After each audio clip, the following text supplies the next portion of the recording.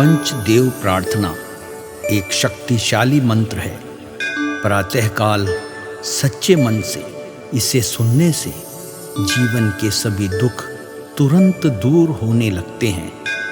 पंचदेव प्रार्थना को प्रतिदिन सुनने से जीवन के असंभव कार्य भी संभव हो जाते हैं। तो आइए सुनते हैं यह पंचदेव प्रार्थना। गजाननं भूतगणादिसेवितं कपित्थजम्बूफलचारुभक्षणम् उमासुतं शोकविनाशकारकं नमामि विघ्नेश्वर पादपङ्कजम्। कर्पूरगौरं करुणावतारं संसारसारं भुजगेन्द्रहारं सदा वसन्तं हृदयारविन्दे भवं भवानी सहितं नमामि। शान्ताकारं भुजगशयनं पद्मनाभं सुरेशं विश्वाधारं गगनसदृशं मेघवर्णं शुभांगं लक्ष्मीकान्तं कमलनयनं योगिभिर्ध्यानगम्यं वन्दे विष्णु भवभयहरं सर्वलोकैकनाथम्।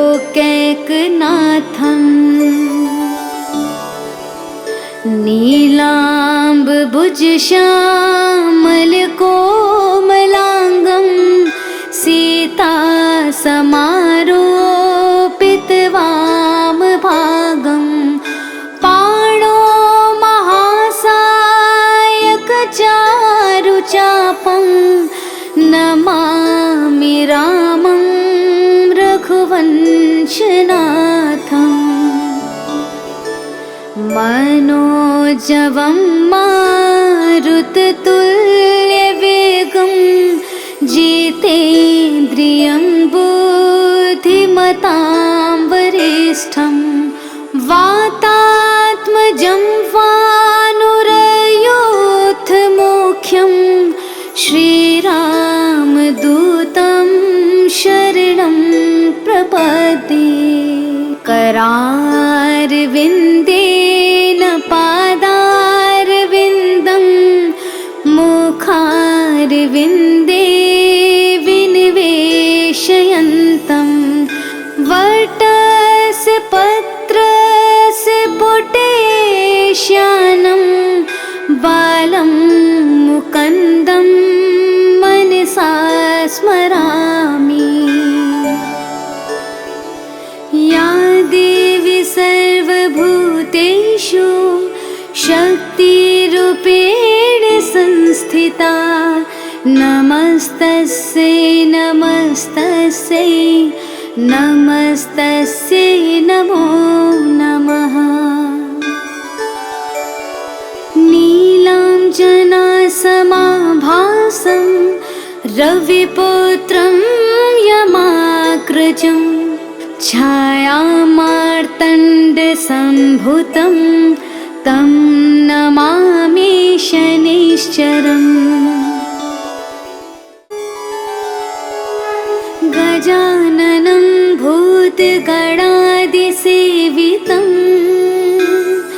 कपित्थजम्बूफलचारुभक्षणम् उमासुतं शोकविनाशकारकं नमामि विघ्नेश्वर पादपङ्कजम्। कर्पूरगौरं करुणावतारं संसारसारं भुजगेन्द्रहारं सदा वसन्तं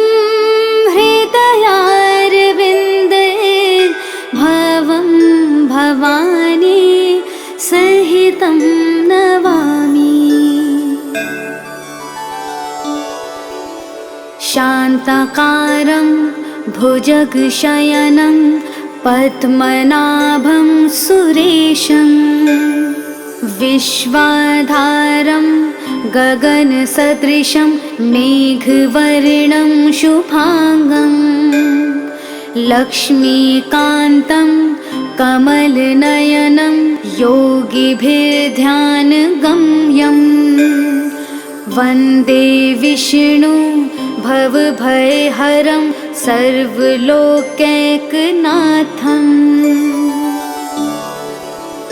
नीलाम्बुजश्यामलकोमलाङ्गं सीतासमारोपितवामभागं पाणो महासायकचारुचापं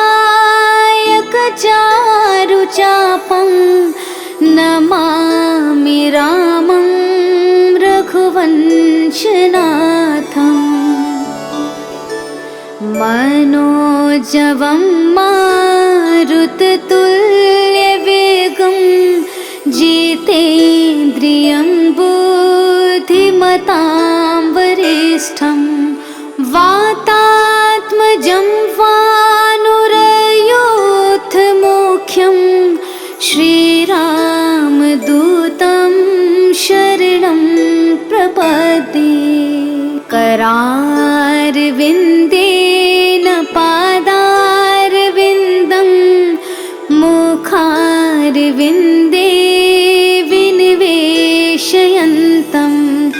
वटस्य पत्रस्य पुटेश्यानं बालं मुकुन्दं मनसा स्मरामि।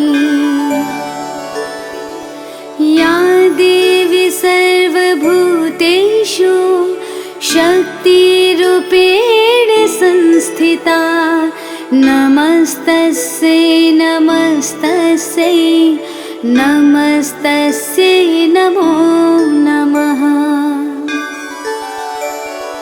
नीलाञ्जनासमाभासं रविपुत्रं यमाग्रजं छायामार्तण्डसम्भुतं तं नमामि शनैश्चरम्।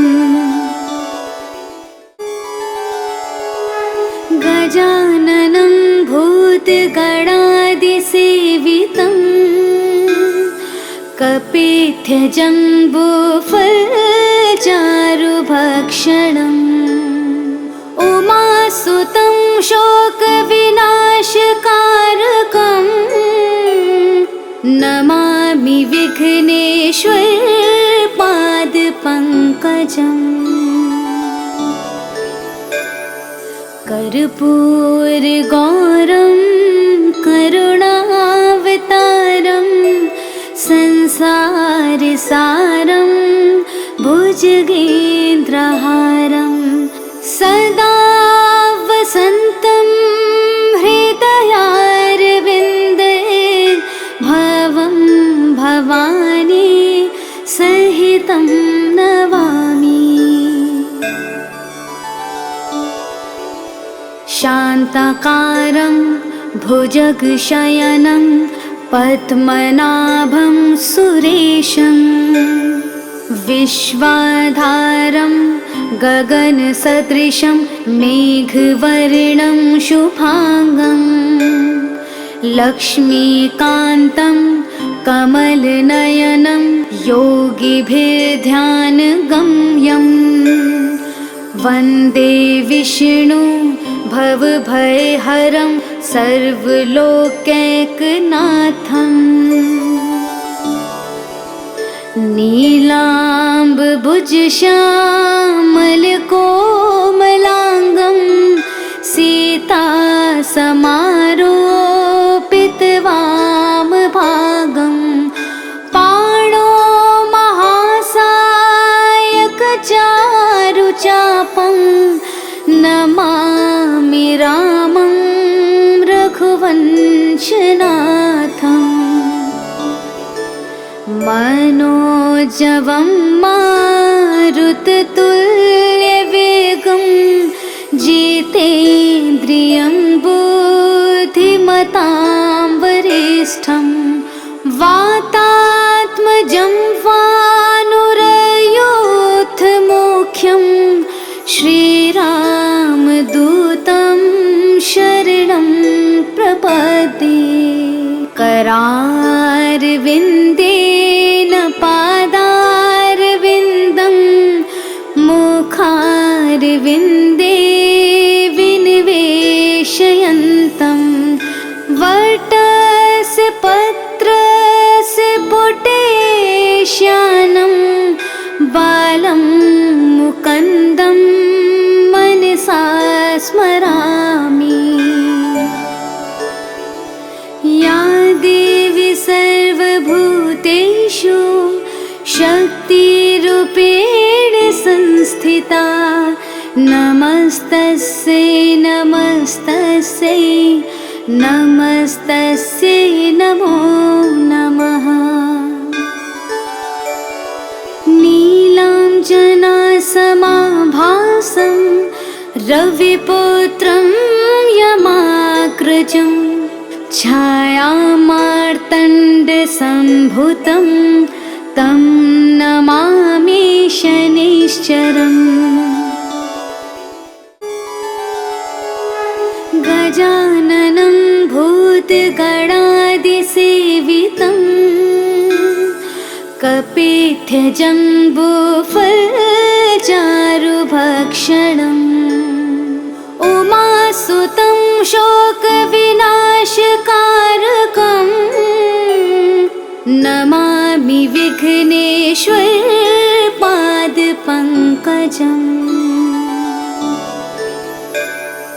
कर्पूरगौरं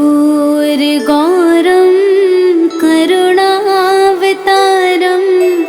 संसारसारं भुजगेन्द्रहारं सदा वसन्तं हृदयारविन्दे भवं भवानी सहितं नमामि।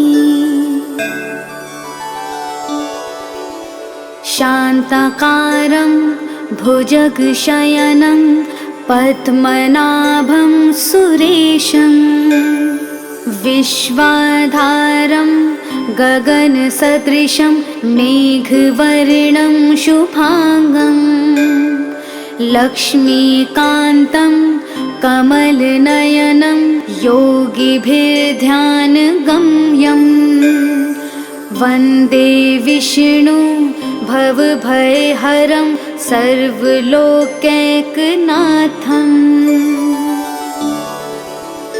नीलाम्बुजश्यामलकोमलाङ्गं सीतासमारोपितवामभागं पाणो महासायकचारुचापं नमामि रामं रघुवंशनाथम्।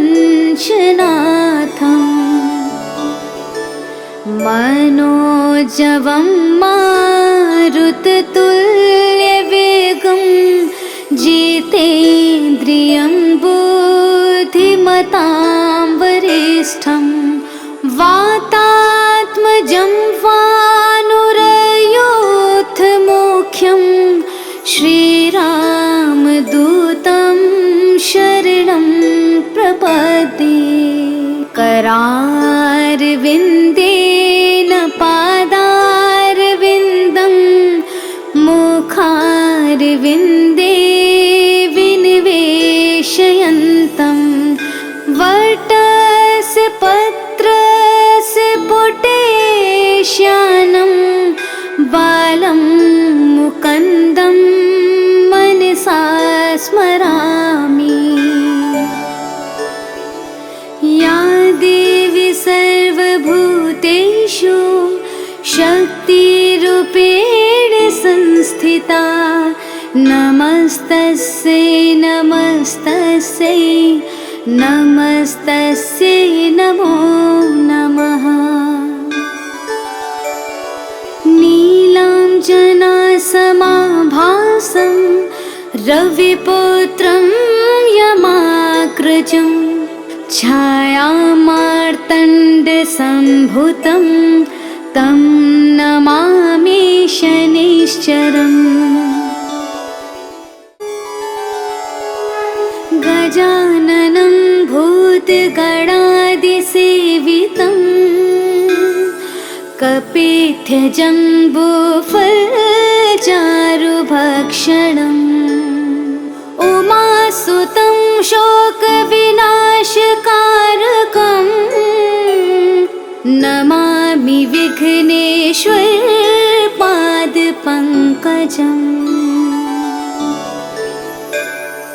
कर्पूरगौरं करुणावतारं संसारसारं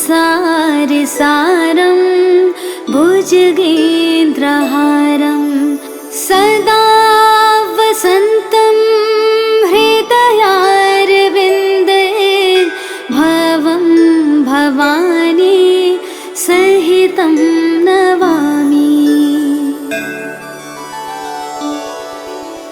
शान्ताकारं भुजगशयनं पद्मनाभं सुरेशं विश्वाधारं गगनसदृशं मेघवर्णं शुभांगं लक्ष्मीकान्तं कमलनयनं योगिभिर्ध्यानगम्यं वन्दे विष्णु भवभयहरं सर्वलोकैकनाथं।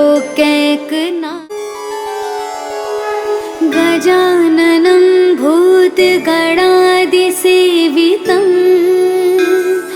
कपित्थजम्बूफलचारुभक्षणम् उमासुतं शोकविनाशकारकं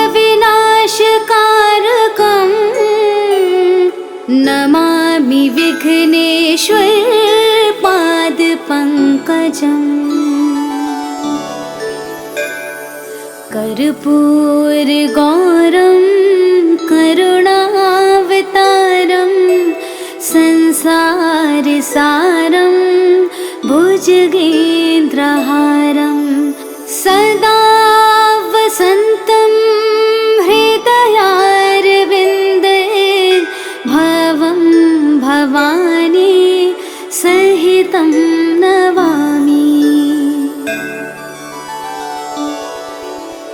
शान्ताकारं भुजगशयनं पद्मनाभं सुरेशं विश्वाधारं गगनसदृशं मेघवर्णं शुभांगं लक्ष्मीकान्तं कमलनयनं योगिभिर्ध्यानगम्यं वन्दे विष्णु भवभयहरं सर्वलोकैकनाथं।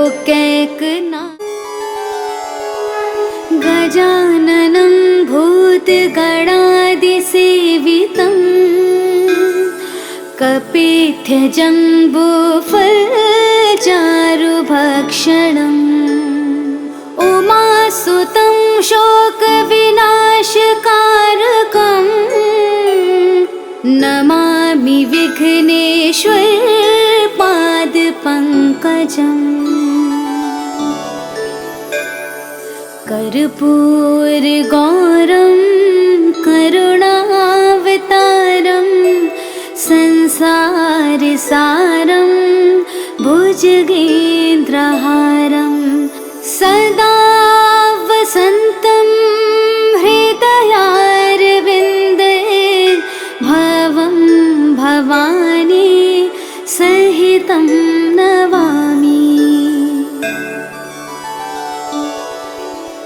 शान्ताकारं भुजगशयनं पद्मनाभं सुरेशं विश्वाधारं गगनसदृशं मेघवर्णं शुभांगं लक्ष्मीकान्तं कमलनयनं योगिभिर्ध्यानगम्यं वन्दे विष्णु भवभयहरं सर्वलोकैकनाथम्।